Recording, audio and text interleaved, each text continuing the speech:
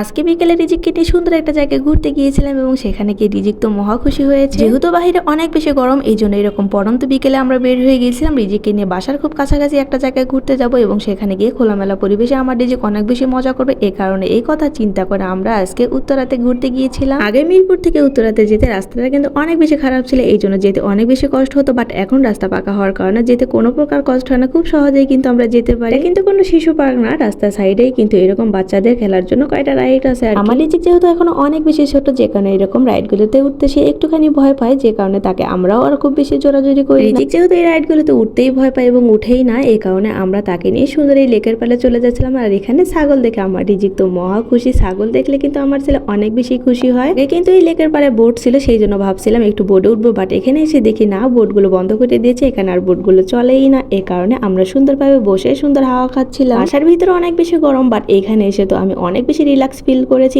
এত বেশি ঠান্ডা বাতাস কি বলবো। আমি আর রিজিক সুন্দরভাবে পা মেলে বসে বাতাস খাচ্ছিলাম। এখানে শুধু আমরাই যে ছিলাম এখানে সেটা না, এখানে কিন্তু আশেপাশে অনেক বেশি লোকজন ছিল। এরকম হাওয়া বাতাস পেলে কারা এখানে আসবে না বলেন তো। আর পরিবেশটা অনেক বেশি খোলামেলা, ছোট বাচ্চারা এরকম খোলামেলা পরিবেশে গেলে অনেক বেশি মজা করে। আমার রিজিক তো অনেক বেশি মজা করেছে। তারপর ব্যাগ থেকে একটা কমলা বের করে ভাবলাম রিজিককে খাওয়াই, বাট সে কমলা খাবে না। কমলার সালটা সুন্দরভাবে ছিলে কমলাটা একদম নষ্টই করে ফেলেছে, কিন্তু তার খেলাধুলার মুড কিন্তু একদমই যায়নি। আমার ছেলে এরকম খোলামেলা পরিবেশে অনেক বেশি খুশি হয়, অনেক বেশি খেলাধুলা করে। অনেকক্ষণ এখানে বসে থাকার পর আমরা ভাবলাম একটু খাওয়া দাওয়া করবো, এই জন্য সামনে একটু এগোতেই দেখে এত সুন্দর একটা ব্যবস্থা করে রেখেছে এখানে। ডেকোরেশনটা কিন্তু আমার কাছে অনেক বেশি সুন্দর লেগেছে, এই জন্য আমরা এখানে ঘুরে ঘুরে দেখছিলাম। আর এখানে অনেকগুলো ছবিও তুলেছি। আমার কাছে তো মেনলি অনেক বেশি ভালো লেগেছে এই জায়গাটাতে এসে। যেহেতু বিকেলবেলা, এই জন্য লোকজনের ভিড় একটুখানি বেশি ছিল, কারণ এগুলো জায়গাতে বিকেলবেলা কিন্তু অনেক লোকজনের ভিড় হয়, কারণ যাদের বাচ্চা আছে তারা কিন্তু বিকেলবেলা বাচ্চাদের নিয়ে এরকম একটু খোলামেলা জায়গায় গিয়ে একটু মজা করতে পছন্দ করে। সপ্তাহে 2-1 এখানে আসাই হয়। এরকম খোলামেলা পরিবেশে রিজিককে একটুখানি ছেড়ে দিলে সেও বেশি মজা করে, আমরাও অনেক বেশি এনজয় করতে পারি, আশেপাশে ঘুরে ঘুরে দেখতে পারি, আমাদের কিন্তু ভালোই লাগে। অনেক রাইডের ব্যবস্থা ছিল বাচ্চাদের জন্য। এখানে পার প্রতি রাইড 50 টাকা করে নিয়েছিল। আমার কাছে 50 টাকাটা একটু বেশি মনে হয়েছে, এই জন্য কোনো রাইডের আমরা আর উঠিনি। তারপর